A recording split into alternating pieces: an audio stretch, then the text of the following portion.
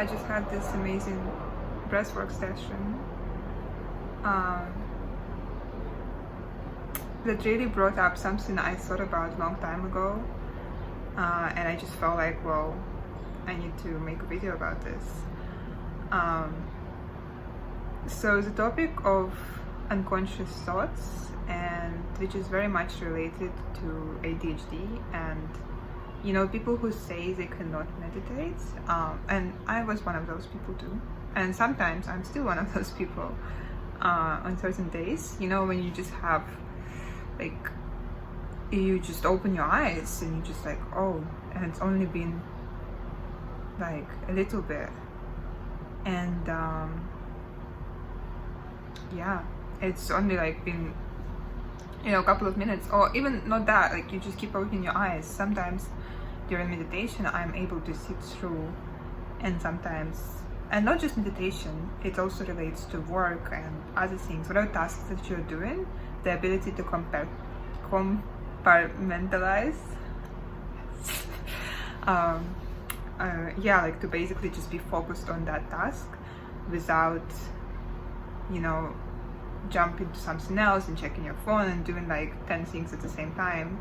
Just multitasking, which is so valued in our society, but I mean, the kind of multitasking that doesn't really, although I don't believe in any multitasking, I feel like I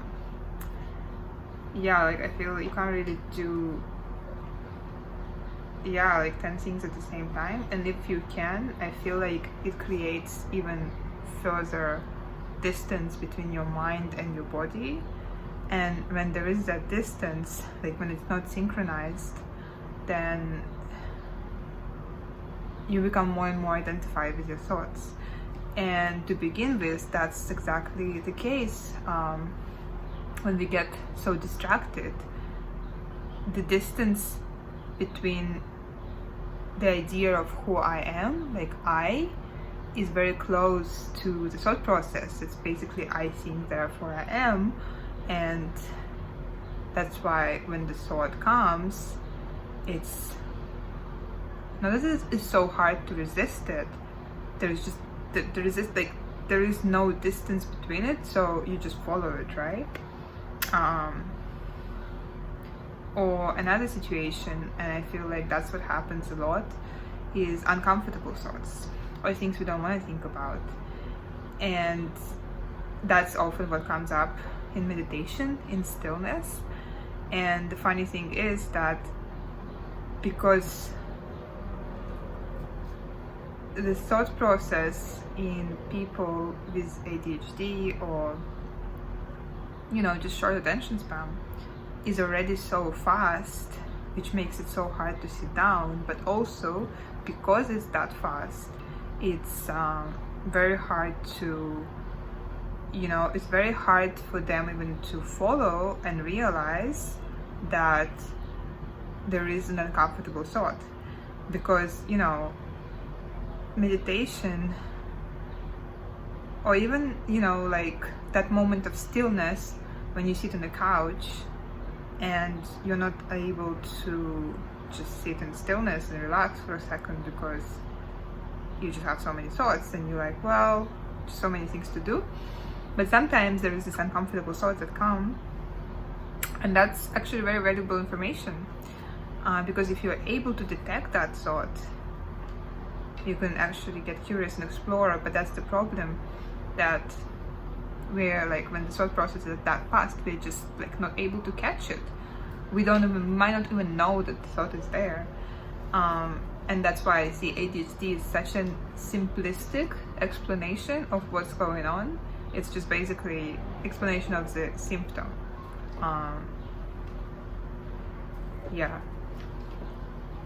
It's like if you have migraines, and I don't know if there is a certain diagnosis that can sum up like people with chronic migraines, but of course there is something else that's going on, and it's usually unseen, and sometimes science not even able to detect it. And that's because it's a very internal process. How can you detect other person's thoughts, especially if they are not aware of them themselves? And that's why meditation is so helpful, like, you know, even in stress reduction. It's not just because what it does to your nervous system, but it's also because it slows down that thought process. And as a result, you can also use it as like inner work tool, because you are able to actually see all those thoughts that come up, or you can even detect them in your daily life more so. And often people, when suddenly, for whatever reason, actually a lot of people, when they go through a breakup or something too, because there is a lot of feelings, and if they're actually able to tune into themselves and feel like they're not blocking it, and like, or like speeding up and going even faster with their life, because there is a lot of feelings, the thoughts slow down. And because the thoughts slow down, all of a sudden there are all other thoughts which are not necessarily about breakup, like that they have, and we think, well, it's just because of breakup triggers it, but a lot of times it's just the situation, the fact that the thoughts have slowed down. You are able to see certain things that are always there.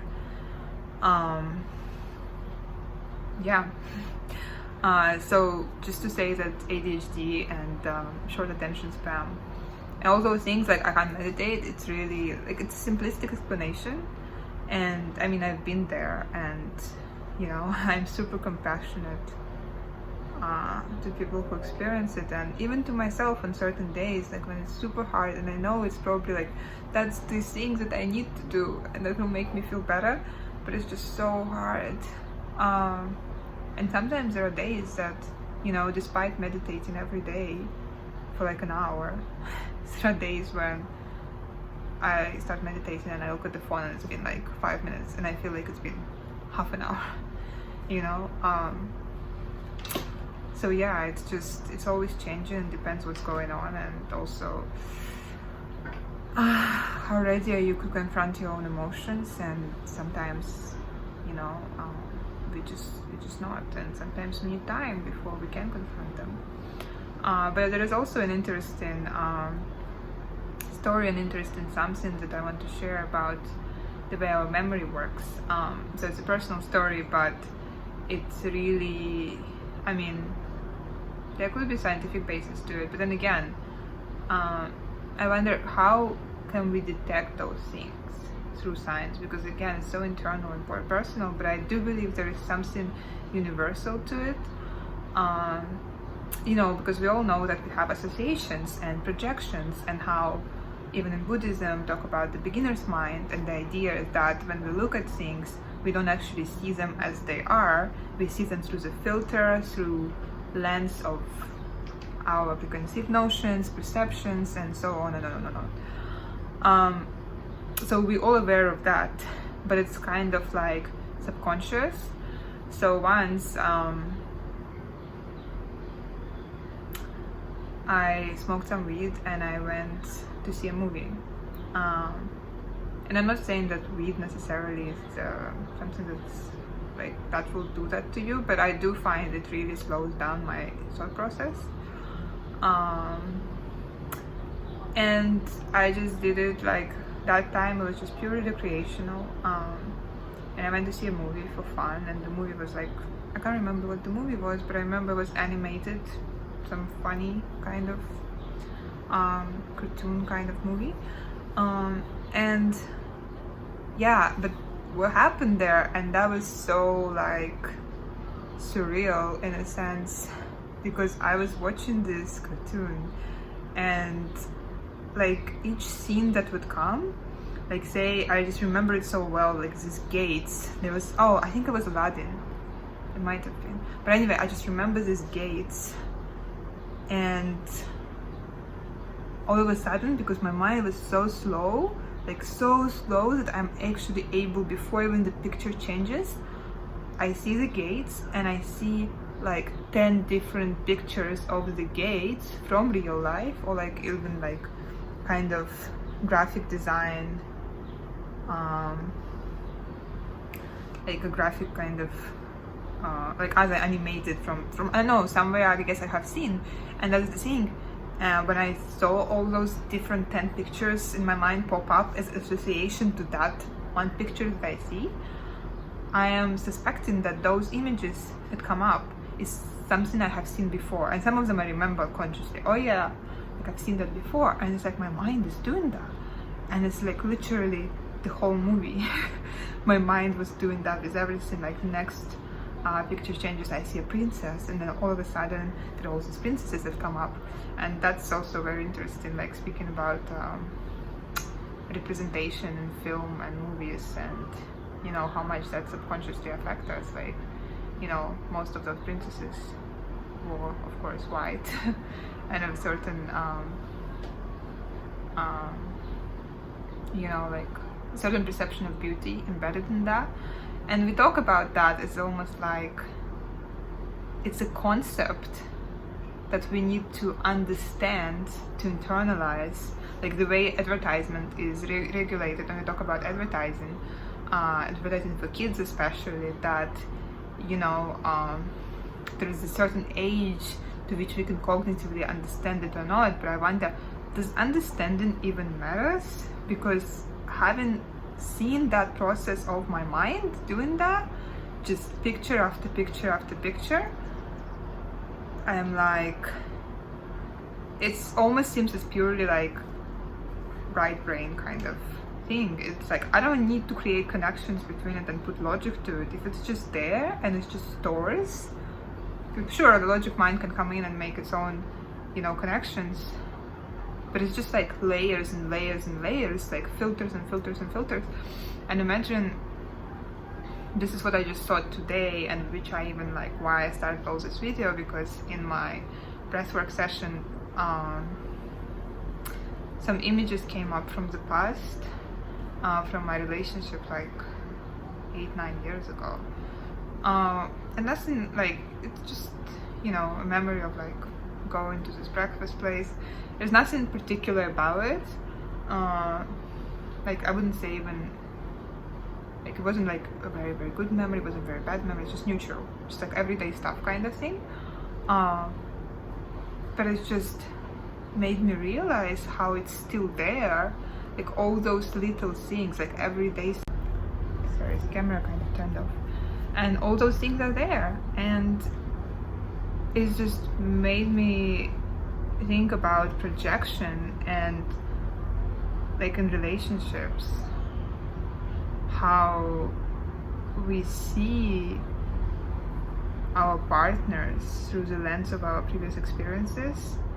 I mean, seeing my mind doing that with the movie, with the small little things, and with relationships, because it's also like it's a lived experience, plus add all the movies that I have watched where I have seen couples and relationships and on TV, and you know, all the ideas, not even ideas that I internalized, that's the thing, images that I have internalized of how things usually play out. And then my lived experience, which is also emotionally charged, you know, because there is a connection with a real person there. And then we come into a new relationship, and like it's very hard not to see, like, I mean, we don't even consciously realize it.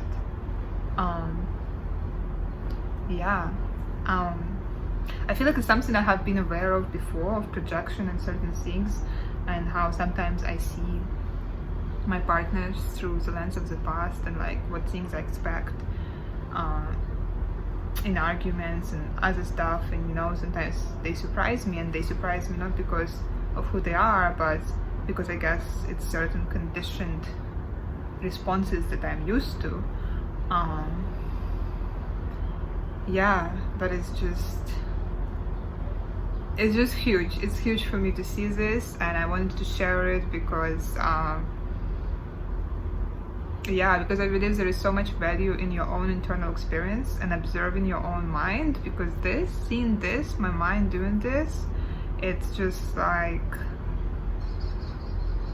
I just feel like there is so much more commitment to stay present, and so much more commitment to meditation, I guess, as the most important thing I can do for myself on any given day. Yeah, because otherwise I feel like we just, sometimes consciously but most unconsciously, recreating the past. Yeah, memory is a very tricky thing, and the fact that it's all there, stored somewhere, and we can't see it as we do see like the files on our computer, but then those things come up. Yeah, it's both fascinating and scary, I guess, but there is definitely a lot to learn from this. I mean, your experience could be different, but I do feel like there is something universal to it. I'll be super interested to hear if anyone experienced anything like that, and I mean, in terms of, yeah, like in terms of seeing those memories kind of come up and like associations, and how, like, yeah, if you can relate to this at all.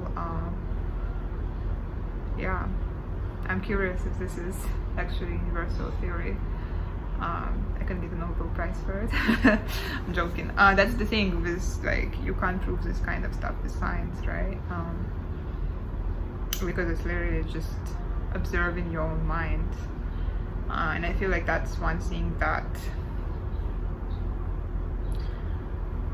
science lacks. And I mean, because it's grounded on objectivity, it can't really go into all this subjective stuff, but it lacks this experiential component, where like the researcher themselves yeah, like experience the thing they're researching, basically. Yeah, otherwise we're just, yeah, it's just the finger pointing to the moon, but it's not the moon itself. You kind of have to become the moon to experience the moon, to know what it is. It's the same with the mind. You can like point at it and look at it and stuff like that, but you really need to experience to really understand it and study it, and learn about it, and most importantly learn about yourself, because I feel like in spirituality and many religions, well, it depends, but like, yeah, well, religions too, I guess, Buddhism, and it can be understood differently, but in a way we're demonizing the mind, and in that we're also rejecting it. But the mind is a very, very big part of us. Like, yes, we shouldn't identify with it. It's not, I think, therefore I am, but it is a huge part of us. It does a lot for us. So I feel like, yeah, in denial of it, we don't really learn anything. Yeah. It's more about coming to terms with yourself, with your human self, and with all those parts of yourselves, and really getting curious about them. Yeah. Maybe this inspires you to do the same. Not necessarily by smoking weed. I mean, that could be one of the ways, but yeah, that was just a spontaneous thing. I still feel meditation is has been number one thing for me to really learn about my own self and my mind primarily. Yeah. Anyway, have a good day, night, morning, whatever it is for you when you're watching this, and yeah, I hope you enjoyed this. Bye.